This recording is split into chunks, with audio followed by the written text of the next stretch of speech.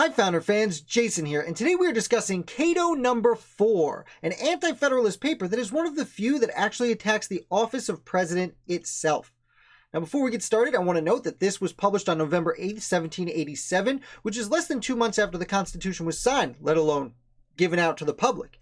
It's also the first time that Cato, who was probably governor of New York, George Clinton, the first time he actually puts a title on his paper. This one is called Various Fears Concerning the Executive Department. And that's exactly what it is. Fears that this is going to be a monarchy. Now, Cato starts off by pointing to the Constitution itself, Article 2, which discusses the presidency, and he says the first 2 sentences in there are, quote, vague and inexplicit, and he is afraid that it, quote, may lead to establishment for life. Specifically, he references the Electoral College, which he sees as needlessly confusing and can be used to their advantage by a person who might be ambitious enough to try and take over for life. He also then he references Montesquieu, who both the Anti-Federalists love to reference, and even the Federalists reference from time to time, who was a contemporary author on this type of Republican politics. He references Montesquieu, and he discusses how if you are going to give a chief executive a whole lot of power, the only way you can rein them in is to give them very short term limits. And he says 4 years with this amount of power, any president worth his salt could easily make himself monarch in that situation. That's not a quote. I am paraphrasing what he says, but that's more or less what he's getting at here.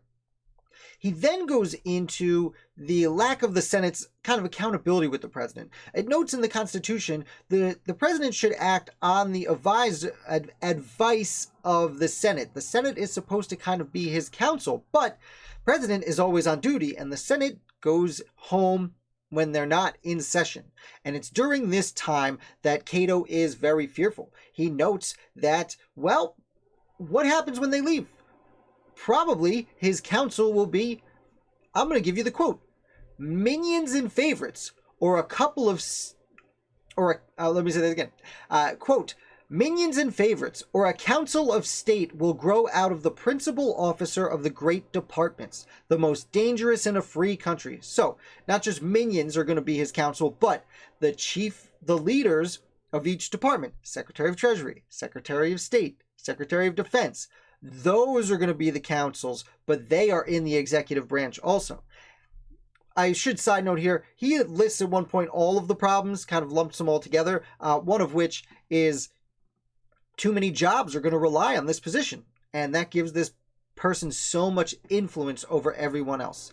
And if this person has all the influence and he's getting his advice from his appointed counselors, this will turn into essentially a high court. Now he calls it a court, Cato does, not a high court, but that's the best way to relate it. Like Great Britain or other monarchies have a high court of aristocracy, and that is essentially what Cato is saying will happen here. The president has too much power, is in that 4 years too long a term, and the president will then take whatever counselors he wants and act on his own. He then closes with something many other anti-federalists do touch on, which is the overlap between the executive branch and the legislative branch. The legislature is supposed to make the laws, the executive is supposed to execute them. But first of all, he talks about the veto. Why does the president, the executive branch, have any say in whether or not we approve these particular laws?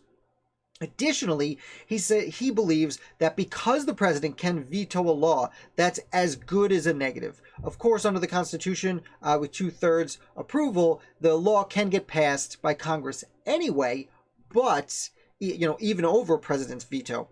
But if the president is vetoing it, oftentimes, in his estimation, that would mean people won't want to send it back. They will have a respect for the office or a fear of the office, and this is more influence and power given to the position of presidency.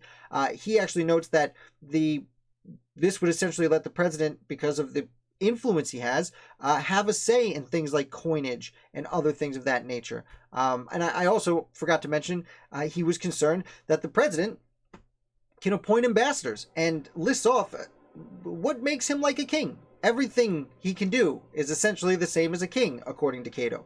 And because of this, because of the opportunity, because of the influence and the power, and because many of the duties of a king are already there, it will inevitably lead to either a monarchy or an aristocracy that is so far removed from the rest of the people that it will act in kind of a quasi-monarchical fashion either way. So that is a brief overview of Cato number 4. Probably my favorite Cato so far, though they're all interesting. And Cato is probably the most fun anti-federalist we've covered up to this point. So I hope you enjoyed it. If you did, do me a favor and hit like. If you're new here, subscribe. I put out videos 7 days a week, and we are making a ton of improvements to the channel. Might not look like it in this particular video, but we are making tons of improvements. Also, Fridays, come for trivia. We play trivia live. I will be back with another founder for you tomorrow.